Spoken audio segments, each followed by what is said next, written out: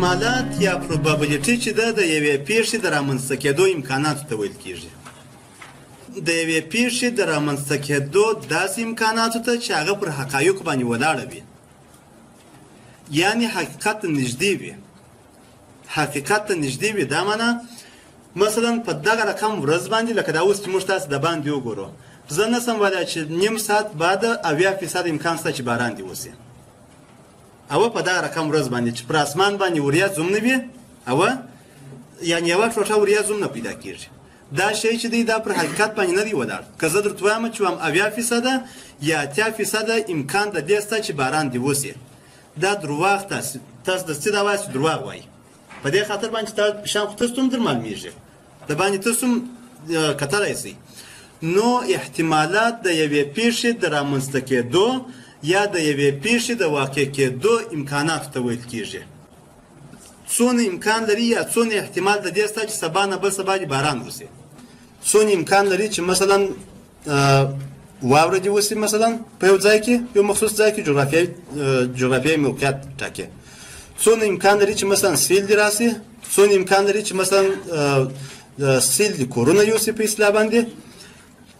په حقیقي ژوند کې تاسو شاید د دې سره بلد شوي یاست چې مثلا ځینې وخت تاسو چې د کوره څخه راوځئ، موږ تاسو که چیرې مثلا د کوره څخه راوځو، وریځ ټپه وریځ ده مثلا، او باران نه دی شروع شوی، موږ چې د کوره څخه راوځو څه شی راسره راخلو؟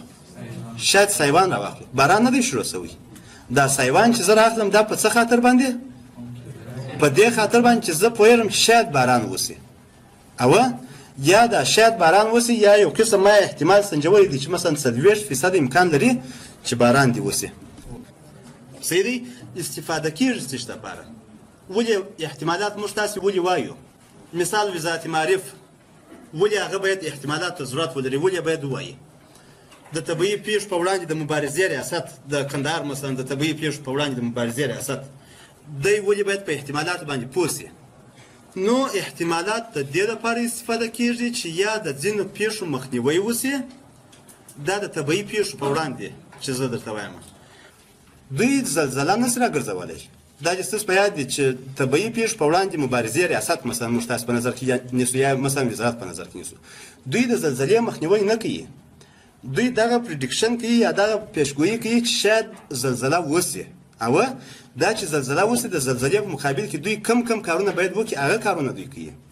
یا مثلا تیر کال پر دغه وخت باندې په دغو ساحو کې دغه سیل راغی، کله چې باران وشو شاید بازار به مو لیدلی، یا پاینو مې کېده اوبه روانې وې، په پوهنتون کې مثلا اوبه روانې وې. دا اوس چې دا نږدې وخت کې چې باران وشو، دغه د اوسنی باران چې وشو دا پر کال باندې د طبیعي پیښو په وړاندې مبارزې ریاست دا چې دغه باران څو کورو ته تاوان رسولی دی، دغه د طبیعي پیښو په وړاندې د مبارزې ریاست دغه اوسني وخت څخه دی د راروان کال که چیرې دغه رقم احتمال دغه رقم یو کیسه پیښیږي، دی احتمال سنجوي چې په کومو ساحو کې شاید تاوان ورسوي، او د دې د مخه چې تاوان ورسوي زه کم کارونه باید اجرا کړم چې دغه تاوان مخنیوی وکړم.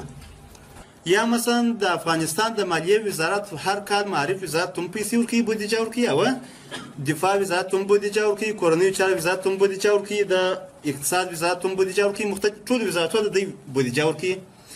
د معارف وزارت چې بودیجه ځینې اخلي، دی دا بودیجه دا رقم نه ځینې اخلي چې مثلا زه په روان کال کې مثال په ټول افغانستان کې 15,000 مکتبه لرم، 1,40,000 ښوونکي لرم، دغه نیم اضافه کارکوونکي لرم، زه د دغه لپاره بودیجه غواړم. دا رقم بودیجه نه ورکول کېږي. امکانات شته چې دغه مکتب شاید وسوځي، امکان شته که نشته؟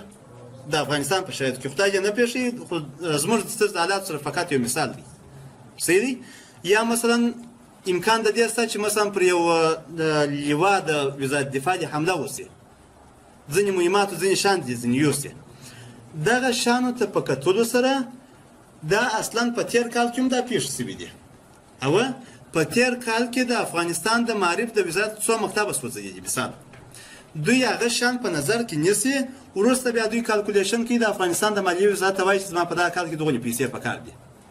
یعنې هغه تیر دغه په نظر کې نیولي دي چې په تیر کال کې څه پیښ شوله.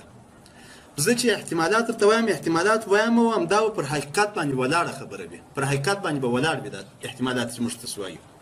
د رامنځته کېدو امکانات یې وي، یا 50% یا 60% یا 10% یا 40% یا 90% یا 90% او یا هم مثلا 15%.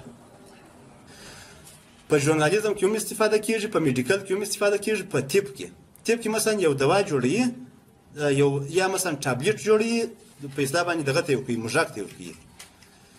څون امکانات شته چې دغه موږک ته په مرسي، څون امکانات شته چې دغه موږک ته مثلا دغه ټابلیټ ته تاثیر پر وکړي. او مثلا د شاید یو مخصوص هدف لپاره استفاده کوي دا ټابلیټ. موږ تاسو احتمالات په دې خاطر باندې ول. بل په انجینری کې هم استفاده کیږي. انجینری کې مثلا انجینر راولاړیږي او تعمیر جوړوي. تعمیر چې زه جوړوم د څونې زلزلې توان یا طاقت دی لري چې دغه په مقابل کې ودرېږي. په اکونومیکس یا د اقتصاد کې یا کاروبار کې دکان مې راایستلی دی، مثلا سږ کال زه په دې دکان کې 1.5 لک افغانۍ زه ګټم. دا کال مکمل خلاص شو. دا چې خلاص شو د دغه 1.5 لک افغانۍ د روی څخه زه د روان کال کلکولیشن کولی شم، احتمالي کې نه شم کولی. امکان لري چې زه د 2 لک افغانۍ وګټم. څو فیصد امکان لري چې زه د 2 لک افغانۍ وګټم؟ دغه ته احتمالات ویل کېږي. او بل موږ تاسو په د خبرو کې فیصدي استفاده کوو. مثلا که زه پوښتنه درڅه وکړم تاسو شاید فیصدي راته دغه کې استعمال کړئ په خبرو کې چې نن 60% امکان لري چې دا کار دې وشي، یا پرون ما درته وویل ما 90% امکان د دې شته چې سبا یې زه 4 ساعته درس واخلم. پرون چې ما وویل صحیح دی. 10% امکان لري تاسو ورته ګورئ چې څنګه امکان لري. نو احتمالات چې دي احتمالات هم په کمپیوټر ساينس کې په درک کړی. دا چې په کمپیوټر ساينس کې موږ تاسو ولې احتمالات وایو یا څه ضرورت دی چې موږ تاسو احتمالات وایو. زه په دغه کې جیومټریک ډیسټریبیوشن دی، په هغه کې زه سوالونه در کوم د کمپیوټر مربوط. برابر بیا درته معلومیږي چې مثلا په کمپیوټر ساينس کې د احتمالاتو ضرورت شته که نشته. د کمپیوټر ساينس په خپل داخل کې درښیم د باندې بیخي ډېر ضرورتونه دي. او دا چې تاسو کمپیوټر ساينس والا یاست تاسو مجبور یاست چې ودې شان ته په اصطلاح باندې سافټویر جوړ کړئ. او دا شان تاسو ټول باید وسنجوئ، کالکولیشن ورته وکړئ. د دې لپاره ډېر استفاده کیږي په سافټویر انجینیرینګ کې چې موږ تاسو احتمالات وایو.